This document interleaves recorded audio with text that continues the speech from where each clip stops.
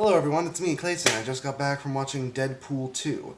Now the thing is with the first Deadpool movie, I definitely appreciated the way that it parodied the superhero genre and had a ton of fun with the material given the character's unfortunate misuse in X-Men Origins Wolverine.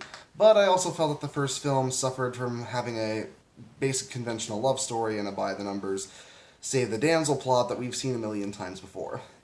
Now, in this movie, we definitely don't get that. No, sir, no, ma'am. In fact, we get a movie that's basically balls to the wall crazy, but that's kind of what you'd expect when it comes to Deadpool.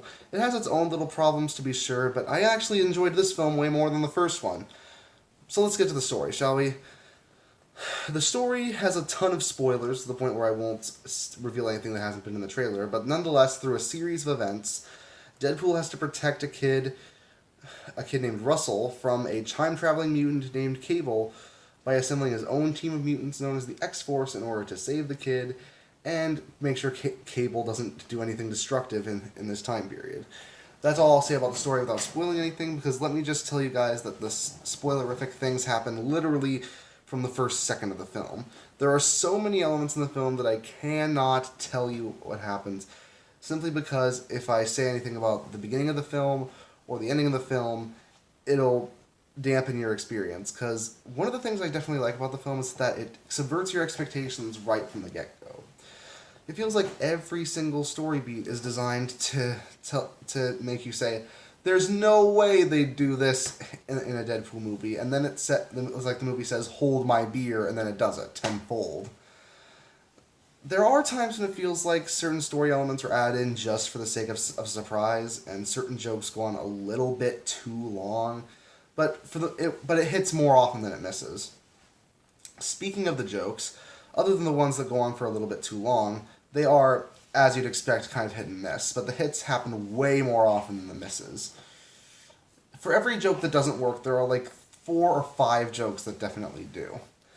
And they definitely do hit during the film's several big action scenes. Speaking of which, the action scenes are a lot more varied and they're a lot more incredible to look at than previously.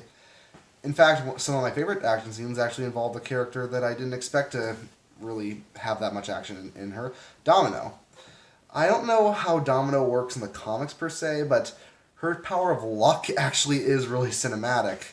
And trust me, when you see her in action, you'll want to pick up every Domino comic known to man, and I hope Domino appears in Deadpool 3. If she doesn't get her own movie or appears in an X-Force movie. Honestly, I just want to see that happen. Also, Josh Brolin as Cable, he's really cool, actually. I never liked Cable much from the comics, considering I found him a fairly one-dimensional character, but in this film, they actually turned that into part of the joke. The fact that he is such a straight man, one-note badass that Deadpool can relentlessly mock him at every opportunity. But then again, you sort of expect Deadpool to mock nearly everything about everyone, and they don't skimp on that at all.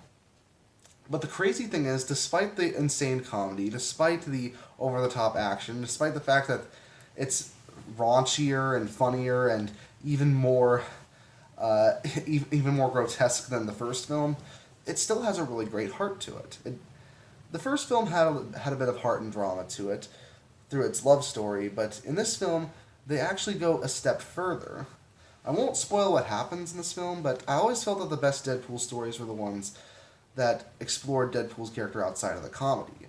And this definitely did happen. It was very refreshing, in fact.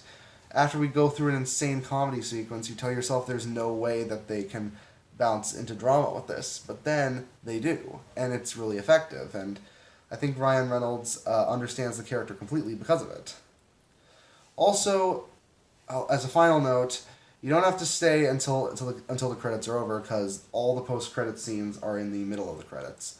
They are funny, and they are definitely worth watching, but just know that going in. Anyways, Deadpool 2 was an explosively amazing sequel, and if there are plans for a Deadpool 3, I'm all for it. I give Deadpool 2 an 8.5 out of 10. See you next time.